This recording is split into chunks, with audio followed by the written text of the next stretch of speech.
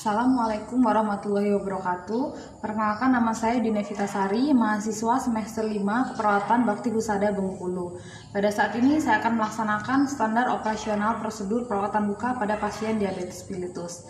Untuk yang pertama yaitu pengertian. Pengertian dari perawatan luka adalah melakukan tindakan perawatan terhadap luka, melakukan atau mengganti balutan dan membersihkan luka. Tujuan dari perawatan luka di sini yaitu yang pertama untuk mencegah infeksi, yang kedua untuk membantu penyembuhan luka, dan yang ketiga meningkatkan harga diri pasien. Untuk selanjutnya persiapan alat yang dibutuhkan dalam perawatan luka. Yang pertama bak instrumen.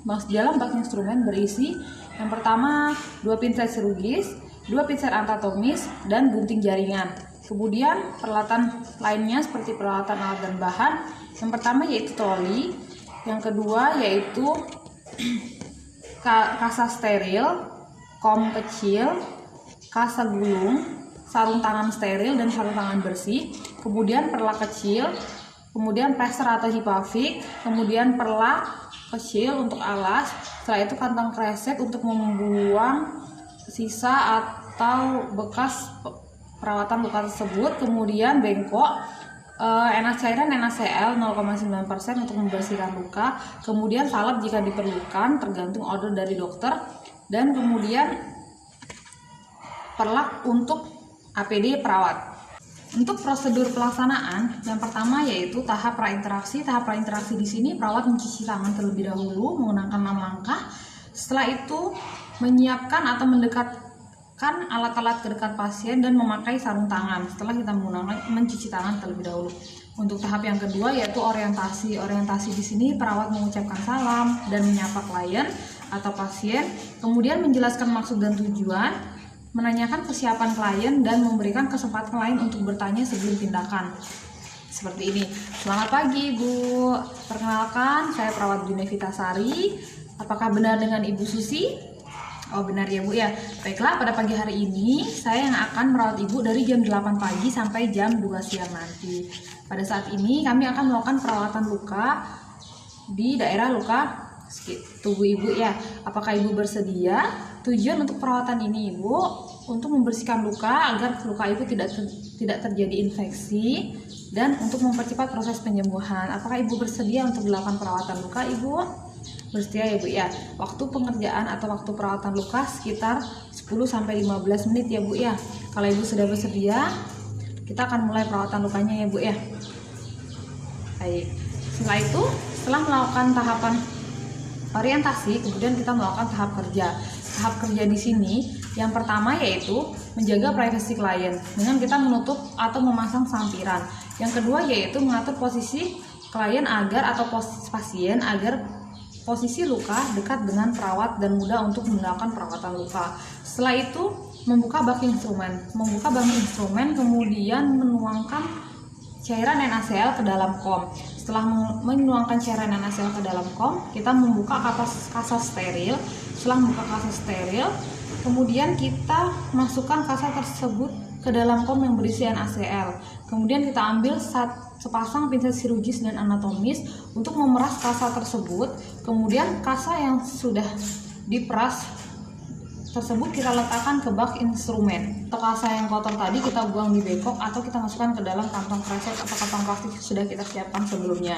Setelah itu kaji kedalaman luka, luas luka, jenis luka, serta apakah ada pus atau nanah, dan kita lihat adakah jaringan-jaringan nekrotik di sekitar luka. Setelah itu, jika ada jaringan nekrotik, kita buang jaringan-jaringan tersebut atau jaringan yang sudah membusuk tersebut dengan menggunakan gunting jaringan. Setelah itu, setelah kita membuangnya, kita ganti sarung tangan kita tadi dengan sarung tangan yang steril. Setelah mengganti sarung tangan steril, kita lakukan perawatan luka dengan menggunakan kasa yang sudah kita masukkan ke dalam larutan NaCl tersebut. Setelah kita membersihkan dengan menggunakan kasa tadi, kita oleskan salep. Oleskan salep ini tergantung order dari dokter. Tutup luka dengan menggunakan kasa steril, kemudian fiksasi dengan menggunakan kasa gulung atau menggunakan plester. Kemudian tahap selanjutnya yaitu tahap terminasi. Di sini tahap terminasi yaitu yang pertama membereskan peralatan-peralatan yang telah kita gunakan tadi. Yang kedua yaitu sampaikan kepada pasien bahwa tindakan perawatan luka telah selesai.